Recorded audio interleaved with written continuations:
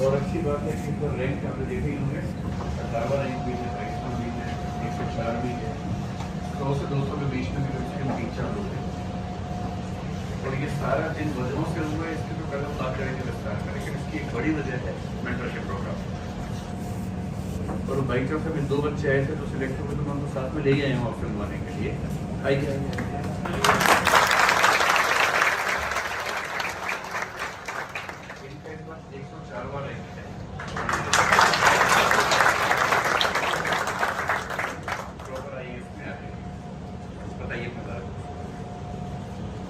Good evening to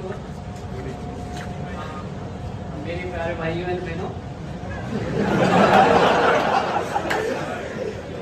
इन्होंने सारा scope ही खत्म कर दिया। किसी समय मैं भी आपकी तरह ऐसे ही प्रिपरेशन कर रहा था।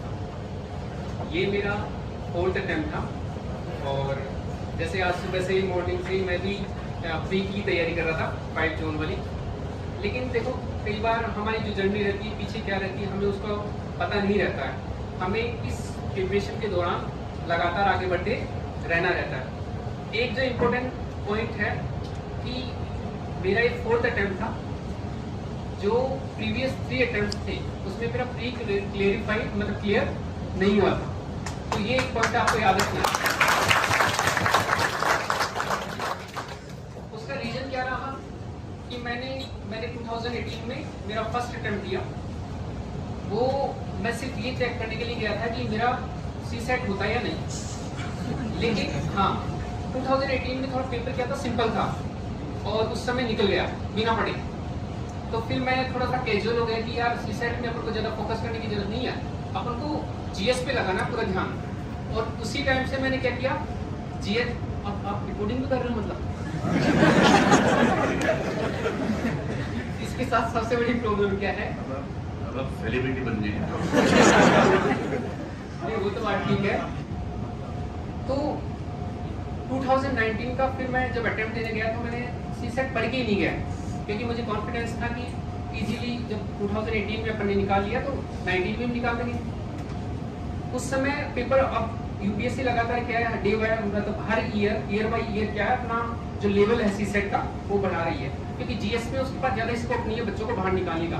तो सोच रही है कि नॉन सीरियस जो कैंडिडेट है उनको कैसे बाहर निकाला जाए। तो सीसेट एक बहुत बढ़िया उसके पास जरिया है। 2019 में मैं सीसेट में बुरी तरह फेल हुआ। 2019 में मैंने थोड़ा सा सीरियस लिया कि यार 2018 में चलो कोई बात नहीं, अपन नहीं हो पाया। 2019 में अपन ने बिल्कुल नहीं पढ़ा तो थोड़ा पढ़ लेंगे। 2020 में थोड़ा पढ़ के गया, उससे भी नहीं हुआ। उसके बाद फिर मैंने ये समझा कि यूपीएससी कोई भी पेपर लेता है तो उसके पीछे उसका कोई सोच है और आपको हमेशा एक प्रोजेक्ट के तौर पर लेना है। अगर सीसेट है तो उसका उतना ही इंपॉर्टेंस है जैसे आप जीएस को लेते हो। तो उसमें आप हमेशा कमांड जब तक नहीं करोगे, हो सकता है कि आपके 150 मार्क्स आ जाए आउट ऑफ 200, तो उससे आपको टेंशन नहीं लेना है कि यार ज्यादा हो गया सीसेट का, जीएस कम। आपको दोनों पेपर्स पे क्या एक बराबर फोकस रखना है। फर्स्ट एक इम्पोर्टेंट पॉइंट है आपका सीसेट। सेकंड कि इस जर्नी में आपने ये देखा होगा कि बार बार आप डिमोटिवेट होते हो। जैसे मेरा 3 बार प्रीलिम्स नहीं हुआ, तो हो सकता था कि मैं 4th अटेम्प्ट में ये सोचता कि यार अपना तो प्रीलिम्स नहीं हुआ, ये नर्वसनेस मुझ में आई थी। लेकिन हर बार आपको खड़े होना पड़ता है और बाहर से आपको मोटिवेशन कभी नहीं मिलेगा। वो वाला मोटिवेशन आपके लिए 4 दिन काम करेगा, 5 दिन काम करेगा, फिर बाद में आप क्या करोगे, इधर उधर फुल मोटिवेशन ढूंढोगे। एज ए ये जो सर्विस है यूपीएससी, इसमें यूपीएससी का जो पैटर्न बना हुआ जो मैंने समझा बाद में, पहले मुझे समझ में नहीं आता था, लेकिन इसमें मैंने समझा कि आप डिस्ट्रिक्ट को एडमिनिस्ट्रेशन करने जा रहे हो या बड़ी बड़ी पोस्ट को होल्ड करने जा रहे हो, इसके लिए ऐसे बंदे नहीं चाहिए जो बाहर से मोटिवेशन लेते रहे हमेशा लाइफ में। वो उनको ऐसे बंदे चाहिए जो इनर मोटिवेटेड रहे, कैसी भी परिस्थिति आए उसको फेस कर सके। तो आप इस पॉइंट को समझो। सेकेंड जो एक इम्पोर्टेंट पॉइंट है आपका एटीट्यूड। होता क्या है कि जैसे आप अभी बैठ के पढ़ रहे हो, किसी आपके फ्रेंड ने कॉल किया कि आओ यार चाय पीते हैं थोड़े टाइम के लिए। चलो वो ठीक है कि आप थोड़े से टेंशन में हो या फिर आपको लगता है कि यार सुबह से हम बैठे बैठे पढ़ रहे हैं, थोड़ी टाइम रेस्ट होना चाहिए। लेकिन आप उस चीज को ऐसे जैसे आप मॉर्निंग में आए 11 बजे कभी फ्रेंड ने कॉल कर दिया, आपके दिमाग में है कि चलो 11 बजे चलते हैं, फिर किसी दिन आपको 2 बजे बोल रहा है, 2 बजे आप जा रहे हो, तो इसका आपका एक टाइम फिक्स होना चाहिए कि आप कब क्या कर रहे हो। एक पूरा एक आप वो बनाइए पेज पे। जैसे मैंने क्या किया कि पहले मैं बनाता था, अपना डायरी मेंटेन करता था जिसमें मैं सुबह से शाम तक क्या कर रहा हूँ। तो उसमें क्या होता है कि हो सकता है शुरू के टाइम में आपको 1-2 महीने ऐसे बेकार लगेगा या आप उसको फॉलो नहीं कर पाओगे, लेकिन उससे आप एक ऑथेंटिसिटी आएगी खुद के लेवल पर कि यार मैंने सुबह से बैठा, 2 घंटे मेरे गप में चले गए, या फिर 2 घंटे हमने ये काम गलत किया, या ये मेरा टाइम केवल बात करने में चला गया। तो कम से कम दूसरे दिन आप उन चीज़ों पे धीरे धीरे कवर अप करोगे कि नहीं आज मुझे ये नहीं करना है। तो एटीट्यूड जब तक आपका चेंज नहीं होगा माय डियर फ्रेंड्स, तब तक देखो इस एग्जाम में लेकर जो मैंने महसूस किया है, इसमें नॉलेज वो बहुत पीछे की चीज़ है, आपका हार्डवर्क वो बहुत पीछे की चीज़ है। सबसे जो इम्पोर्टेंट है फर्स्ट वो आपका एटीट्यूड। एटीट्यूड आपका पहले दिन से वैसा हो जाना चाहिए जो एक एडमिनिस्ट्रेशन के लिए एक जो बंदा चाहिए उसका कैसा होना चाहिए। उसमें आपका प्रोफेशनलिज्म सबसे इम्पोर्टेंट पार्ट, कि आप लोगों से जो व्यवहार बनाओगे वो एक प्रोफेशनलिज्म का रहना चाहिए। ऐसा नहीं कि आप बिहेव ऐसा कर रहे हो, पढ़ना आप चाह रहे हो कि मैं IAS बनूं, लेकिन आपका बिहेव ऐसा है चाहे वो कोई भी हो यहाँ पर, और जो आसपास के जो रिलेशन में रहते हैं, चाहे वो आप किसी ऑटो से जा रहे हो वहाँ पर आपका छोटी छोटी चीजें, क्योंकि होगा क्या कि आप मान लो कहीं से आ रहे हो ऑटो से, आपने ऑटो वाले से किराए पे झगड़ा कर लिया, थोड़ा टाइम आपका उसी में वेस्टेज हो जाएगा। ये छोटी छोटी सी बातें, लेकिन आपके लिए इसमें जो जर्नी है उसमें कहीं ना कहीं आपको डिस्टर्ब करती रहेगी। और अगर आप इन्हीं को मैनेज करते रहोगे तो इनको ये आपके लिए मैनेज करने के लिए रहे नहीं। इसका सबसे बेस्ट एग्जाम्पल, मतलब बेस्ट क्या रहेगा कि आप इनमें एक बेहतर तरीके का एक फिक्स कर दो कि मुझे ये वाला प्रोफेशनलिज्म बना के रखना है माइंड सेटअप के लेवल पर, फिर आपके लिए बहुत ईजी हो जाएगा। क्योंकि जब आप देने जाओगे प्री, उसके बाद मेंस, तो वहां पर क्या है कि पेपर्स का जो पैटर्न बना रखा है यूपीएससी ने, वो उन बंदों को लिए एकदम सेटअप है कि जो माइंड से एकदम क्लियर है। क्योंकि जब आपके माइंड में 10 तरह की टेंशन रहेगी, तो जो वहां पर आप बैठ के लिख रहे हो फटाफट मेंस में, क्योंकि वहां तो ऐसे AK-47 चलती है।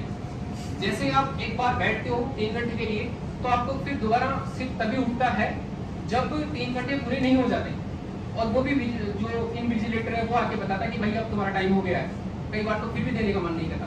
तो 3 घंटे जो है, समझ रहे हो मेरी बात, तो 3 घंटे हैं, उस 3 घंटे में पेपर पूरा करना वो कब हो पाएगा माय डियर फ्रेंड्स, जब आपका माइंड का लेवल का जो क्लियरेंस है, मतलब जो टोटली आप डिवोटेड रहोगे यूपीएससी के लिए, तब भी हो पाएगा। अदरवाइज हम क्या करते हैं कि यार ये कर लेते हैं, ये रिलेशनशिप कर लेते हैं, बनाओ दैट्स वेरी नाइस, लेकिन उनको किस तरीके से आपको मेंटेन करके रखना है वो एक इम्पोर्टेंट पार्ट है। तो मैं इतना ही कहूँगा कि इस जर्नी में आपको घबराने की जरूरत नहीं है। आप कुछ सीख सकते हो तो ये सीख सकते हो कि 3 प्रीलिम्स मेरा नहीं हुआ था, उसके बाद भी मैंने हार नहीं मानी कि होगा जो देखा जाएगा, लेकिन आप अपने लेवल पे लगातार बेस्ट करते रहो। ठीक है, थैंक यू। इनका नाम है प्रहलाद नारायण शर्मा, 104वां रैंक है, और ये एक तरह से पहले मेंस के गण में प्रॉपर IAS में आ रहे हैं। और इनकी बात सुनकर लग रहा है कि जिला अच्छा संभाल लेंगे, सही बात कोई इस पर आशंका की बात है नहीं। ऐसे बहुत सारे साथी हैं जो मेंस से मेंटरशिप में लगातार थे, और जिनमें से 2 आपके सामने हैं। जल्दी आप सब मिलेंगे। अभी रवि पुणे में है, सुनील हैदराबाद में, सब में कोई बात नहीं, तो जब वो आएंगे वो भी आपसे मिलेंगे। आज मैं सिर्फ इसलिए आया कि आप लोग का थोड़ा सा मुझे घबराए लग रहे थे क्लास में, जबकि मैंने कहा खूब मोटिवेट करने की कोशिश की। और जो मेरे पास डेटा था 360 वाला सही डेटा था कि आप जैसे प्रिंसिपल क्वालिफाई करेंगे। इस पर इंटरेस्टिंग बात जो मैं देख पा रहा हूँ वो ये है, मैंने कल आपसे कहा था कि पहले क्या था कि रिजल्ट में प्रीलिम्स के रिजल्ट में 40%, मेंस में 20, इंटरव्यू के बाद 10% हिंदी मीडियम का होता था। पिछले 3 साल से वो 5-5-5 जैसा हो गया था।